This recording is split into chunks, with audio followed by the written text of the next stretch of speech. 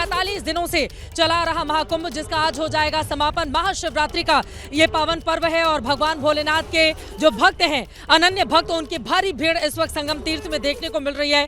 प्रयागराज जो आत्मसात कर रहा है यहाँ पर करोड़ों लोगों की भावनाओं को, प्रयागराज जो देख रहा है अपनी आंखों के सामने एक इतिहास को बनते हुए, प्रयागराज जो महसूस कर रहा है इस समय उन तमाम महिलाओं को जो छोटे छोटे बच्चों के साथ सनातन धर्म की सीख देने के लिए अपने छोटे बच्चों को लेकर यहाँ पर पहुंची हुई हैं। प्रयागराज ये बता रहा है कि ये जो कहानी मौजूदा वक्त में यहाँ से रची और लिखी जा रही है, आगे आने वाले न जाने कितने सालों तक इसका वर्णन किया जाएगा। 65 करोड़ से ज्यादा लोग बीते 45 दिनों में अब तक श्रद्धा की डुबकी लगा चुके हैं और माना जा रहा है कि जैसे जैसे समय आगे बढ़ेगा, यानी कि शाम का वक्त आएगा, उसके बाद ये तादाद और ज्यादा बढ़ जाएगी।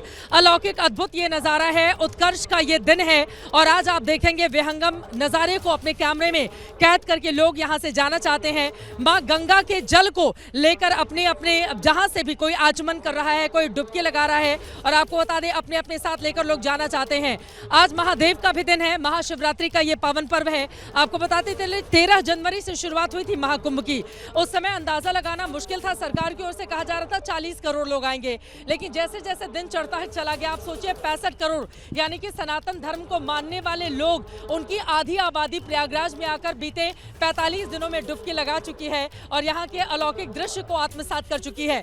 अलग अलग हिस्सों से हमारे तमाम सहयोगी जुड़े हुए, उनके पास लेकर चले, लेकिन उसके पहले दूर से आपको तस्वीरें दिखाना चाहेंगे। आप देखिए, जहां तक आप नजर डालेंगे सिर्फ और सिर्फ यहाँ पर श्रद्धालुओं का रेला, श्रद्धालुओं का तांता ही दिखाई देगा। जहां तक आप देखेंगे छोटे बच्चे हैं, महिलाएं हैं, बुजुर्ग हैं, बच्चे हैं, साधु हैं, सन्यासी हैं, सब यहाँ पर पहुंचे हुए हैं। जहां तक पूरब, पश्चिम, उत्तर, दक्षिण, कोई भी घाट उठा लीजिए, संगमनोष का कोई क्षेत्र उठा लीजिए, हर तरफ लोगों की भारी भीड़ है। सनातन का ये सबसे बड़ा मेला जो इस वक्त आप देख पा रहे हैं, आपको बताते चले कि यहाँ की तस्वीरें ये बता रही हैं कि लोग कैसे स्वयं में अनुशासन लेकर यहाँ पर आ रहे हैं, क्योंकि जितनी तादाद में पुलिस वालों की मौजूदगी है उससे कई गुना अगर आप देखेंगे तो यहाँ पर श्रद्धालु इकट्ठा है। इसी वजह से पुलिस वाले लोगों को रोक जरूर रहे हैं, उनको बता रहे हैं कि आप एक जगह इकट्ठा नहीं होने पाए, लेकिन लोग खुद ही संगमनोज में जाते हैं, वहां पर डुबकी लगाते हैं और उसके बाद वापस अपने अपने घरों को यहाँ से प्रस्थान कर रहे हैं। हमारे तमाम सहयोगी अलग अलग हिस्सों से लगातार हमारे साथ जुड़े हुए हैं, सीधे उनका हम रुख कर लेते हैं।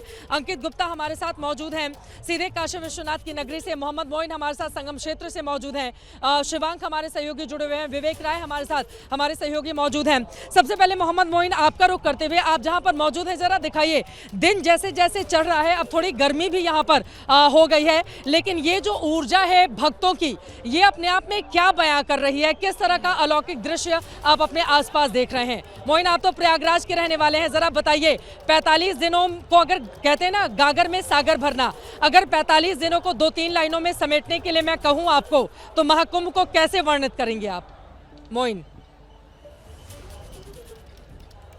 देखिए, आपने ऊर्जा की बात की तो गोस्वामी तुलसीदास ने अयोध्या कांड में लिखा हुआ है, 4 पदारथ भरा भंडारू, 4 पदारथ भरा भंडारू, पुण्य प्रदेश देश अति चारू। यानी प्रयागराज में जो संगम की धरती है ना, वो चारों तरह के जो पदार्थ हैं, यानी धर्म, अर्थ, काम, मोक्ष, सबको प्रदान करने वाली है। और अगर उसमें मौका महाकुंभ का हो, करोड़ों श्रद्धालुओं की भीड़ का हो, लाखों संत महात्माओं के आशीर्वाद का हो, महाशिवरात्रि के दिन का हो, भगवान भोलेनाथ के आशीर्वाद का हो, तो सचमुच सोचिए कि कितना अद्भुत संयोग बनता है और किस तरीके की अमृत वर्षा होती है। अगर प्रयागराज की बात करें तो इसे भगवान विष्णु की नगरी कहा जाता है।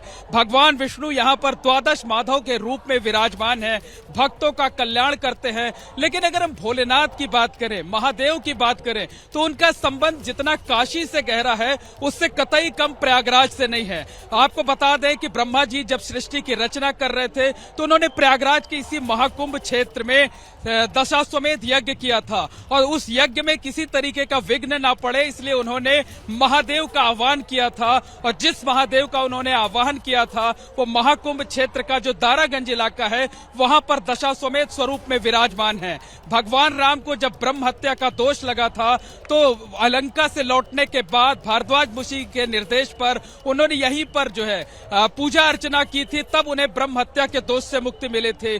महादेव यहाँ मनकामेश्वर स्वरूप में विराजमान है, जो सबके इच्छित मनोकामनाओं की पूर्ति करते हैं।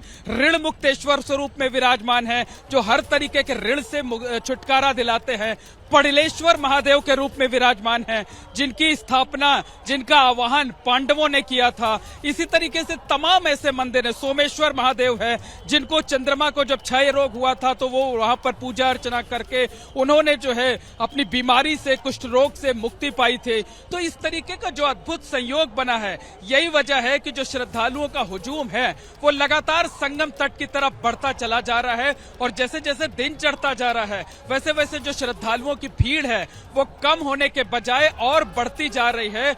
और लोगों का जो सैलाब है वो संगम के आसपास के इलाके में, पूरे महाकुंभ क्षेत्र में और भी बढ़ता चला जा रहा है। तो निश्चित तौर पर आज आनंद का दिन है, उल्लास का दिन है, मिलन का दिन है, लेकिन साथ ही साथ महाकुंभ के समापन की भावुकता भी है।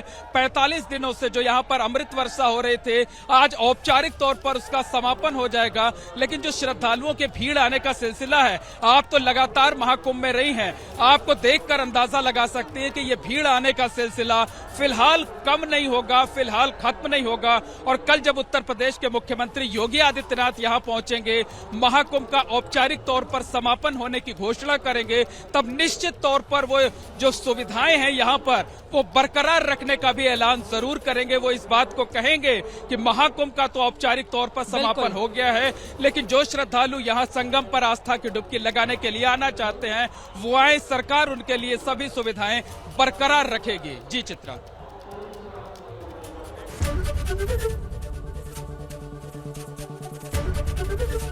एबीपी गंगा, खबर आपकी, जुबान आपकी।